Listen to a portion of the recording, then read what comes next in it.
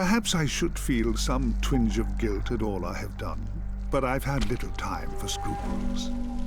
It was once an honor to be entombed within these ancient catacombs, but centuries have passed, and now only the brave or foolhardy walk these tunnels.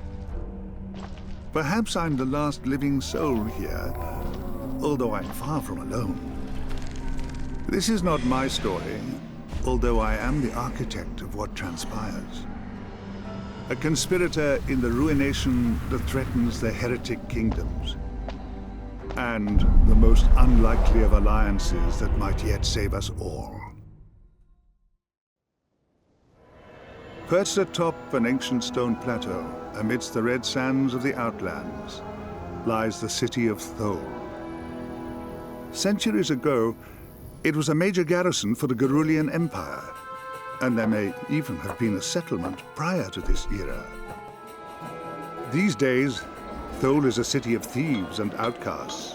Fugitives of all kinds come here to avoid complications in neighboring nations. Not everyone in Thole has a price upon his head, but no one who dwells here is innocent. The Guild of Steel like to call themselves mercenaries, protecting the few caravans that ply their trade across the desert. Yet those that do not pay for their protection find the Guild equally adept at brigandage. The Guild of Silk call themselves merchants and do indeed sell all manner of goods and trinkets, though it is best not to ask them from whence they came. A vast stone gate is all that remains of the barbican that once defended these walls. Now, it guards the city of Thole once more from the horde of nomads that besiege it. For 3 years, I have been hiding here amid the detritus of the heretic kingdoms. But it is only a matter of time before my former allies locate me, and I am running out of places to hide.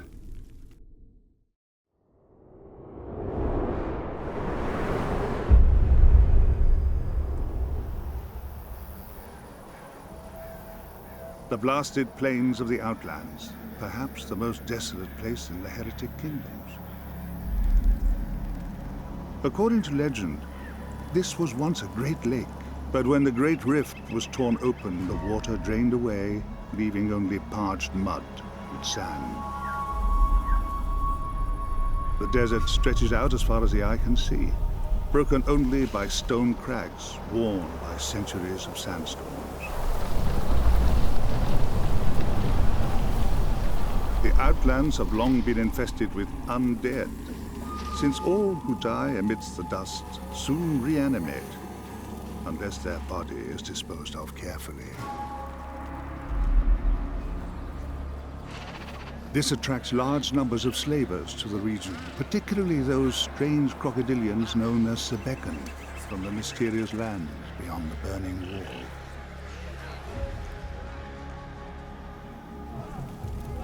From the Tholian Plateau to the oasis at the foot of the jagged peaks, the Outlands are rife with perils that beset the unwary. I could only hope that my allies would prove capable of meeting me on the far side.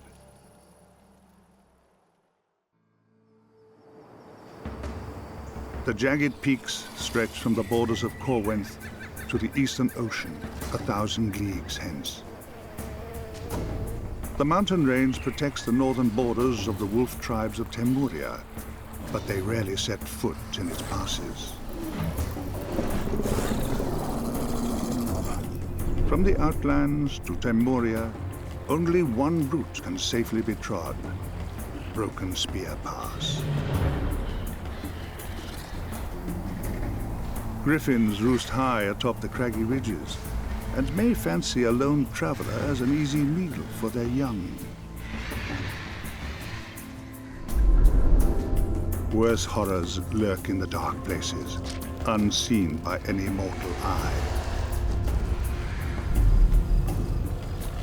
High in the pass stands a remote Temurian border camp.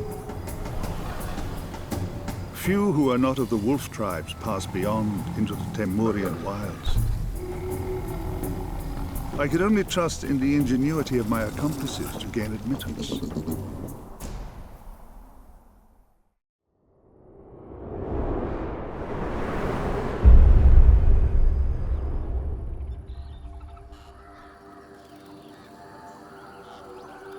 The wilds of Temuria have long been a dangerous place for any traveler.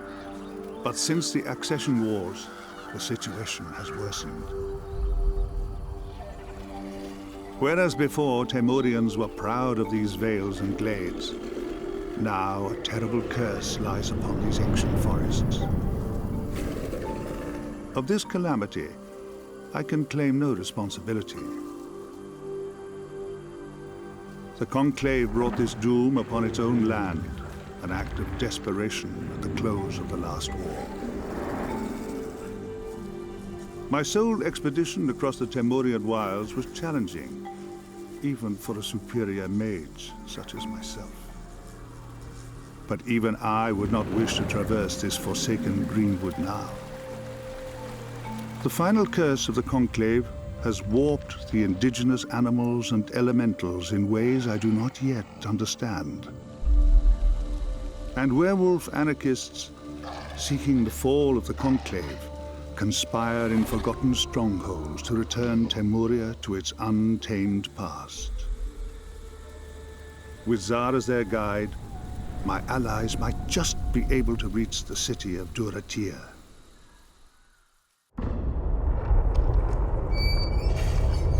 Although in disrepair for as long as any living soul remembers, Duratir has gone from dilapidation to ruin in a matter of days.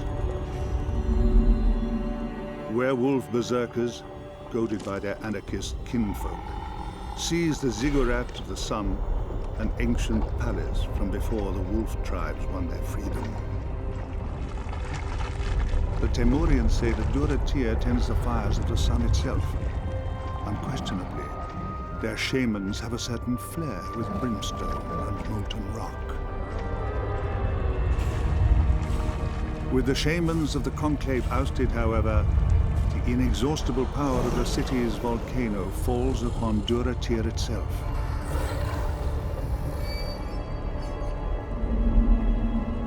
I had come here once myself to steal the Crucible of Souls for the Pentanira.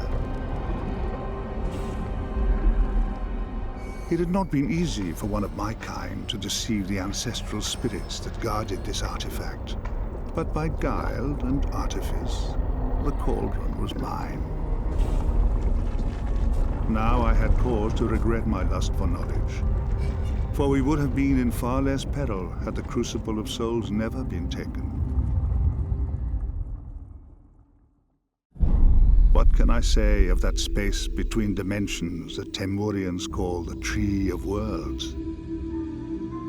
I had studied all that had been written about the cosmic tree, the paths and linkages between other planes of existence. I had learned almost nothing. I knew from studying the Oracle that her foresight depended upon this dream of time and space. But even she could see only those worlds that echoed and mirrored the heretic kingdoms.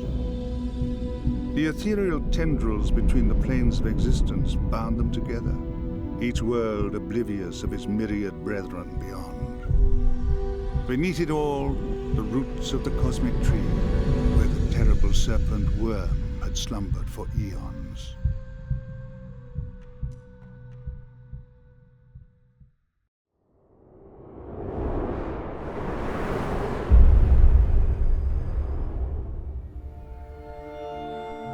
I tire of waiting.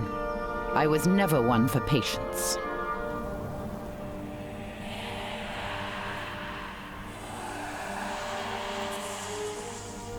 Another echo of Krenz's incantation. What was that traitor's scheme? A gate opens in the path. After all our futile searches, they are coming to us. Very well. I am ready. It is time to end this.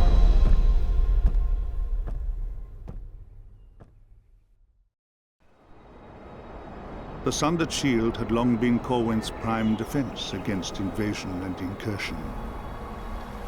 Stretching the length of the northern and eastern border, it was once strewn with fortifications and watchtowers.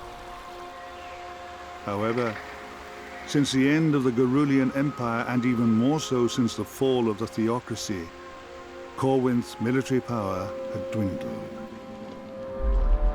The lower districts of the capital city of Kyalisar still attracted merchants and refugees, keen to benefit from the protection of the noble houses. Yet no one who was not of high-born blood ascended to Kyalisar itself, high atop the craggy mountains. The main pass from the south is named after the impregnable Fallen Eagle Fortress, the stronghold of House Malfagon. Yet with the Lord Protector slain and his only heir too young to take his place, the Malfagons were no longer able to protect the pass. With my allies now returning from beyond the Heretic kingdoms, their arrival would surely not go unnoticed by our enemies. The city of Kyalisar has been rebuilt so many times, it is often impossible to tell from which era its buildings originate. Is that castle really a survivor from the Gerulian Empire era? Or simply a reproduction of an architecturally similar style? Sometimes it's impossible to tell. Since the sacking of Kyalisar in the Accession Wars, however, the city has undergone a major renovation. The noble houses have been forced by the total destruction of the upper city to rebuild the plaza in its entirety. Each time the city rises from the rubble, it rises higher. Where other nations would look at the impossibility of constructing a city amidst the high peaks, the nobles of Kyalisar see the challenge and find it impossible to decline. The balance of power is held at this time between two houses. House Malfagon, the seat of the Lord Protector, where Prolocutor Tiberius graciously rules as regent.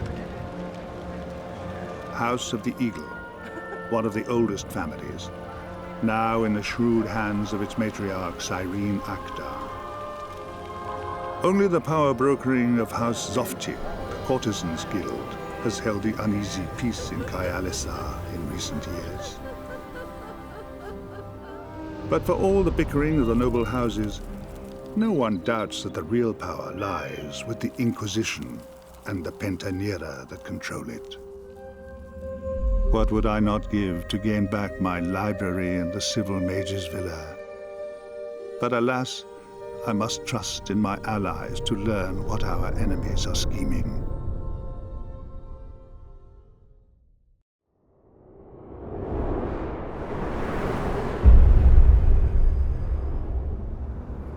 The Wastes, home to the brutal warriors of the Sura clans and their demon servitors. Mercenaries more for love of warfare than for love of silver, the Sura demon tamers had been essential to securing the Gerulian Empire in its time. All they need do is hire the Sura as their army. It would not have been hard for Lady Mara to reach an agreement with Gorgog. The Razor Feather clan hated their emancipated slaves, the Ishkai, and longed to wreak vengeance against them. Marching against Meltwater Bastion, the victory by Gorgog's army at that strategic point would spell doom for the Ishkai Confederacy. Meanwhile, the Razor Feather's ancient rivals, the Red Smoke Sura, watch from afar. The sacking of the Confederacy must seem like justice to all the clans that once shackled the Ishkai in slavery. Yet the Ishkai might be our only hope to stop Mara and the Pentanera from attaining absolute dominion. Unless, perhaps, In the forgotten tombs of Garulia, some ancient weapon could be reclaimed.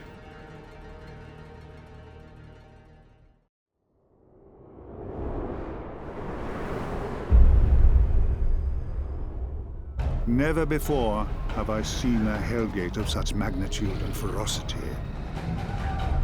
No mere rift into shattered heaven, Mara's runes turned entire cities into the playgrounds of demons.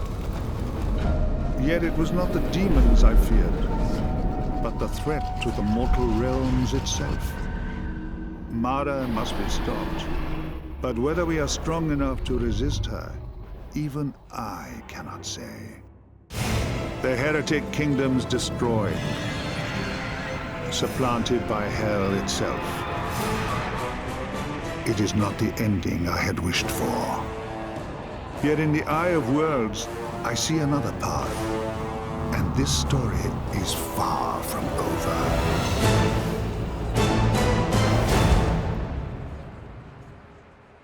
Who would have thought my upstart demon could aspire to such a noble sacrifice? It is not a price I would have been willing to pay. Looking into the Eye of Worlds, I see this death is not inevitable.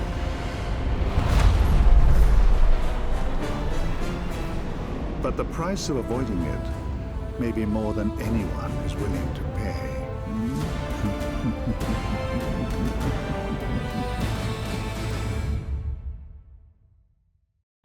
Should I perhaps feel some twinge of guilt at what I have wrought? I never claimed to be noble, benevolent, or compassionate. Such was never my temperament. The heretic kingdoms are saved, and I am, in a sense at least, their savior. Yet all I can think about is returning to Kyalisa and regaining my library. I am a selfish old man, and not too proud to admit it. My demon has a new friend, and together they travel the Tree of Worlds. I hope they will not destroy too much of it. I wish them well, yet I fear it may be callous to bless the apocalypse simply because it does not befall you. No matter, what's done is done, the prophecy is fulfilled. Prosperity is always purchased through the hardship of others. And as the victor, it is I who shall tell this tale. Who knows? Perhaps I shall find a way to make myself sound heroic.